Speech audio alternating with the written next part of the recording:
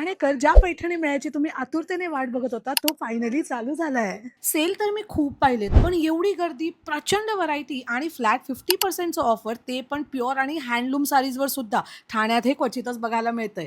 Pure silk, handloom आणि regular साड्यांच्या कलेक्शनवर फ्लॅट 50%चं काउंटर, पैठणीवर फ्लॅट 28% ऑफ आणि बाकीच्या कलेक्शनवर 20 to 50% पर्यंतचं डिस्काउंट.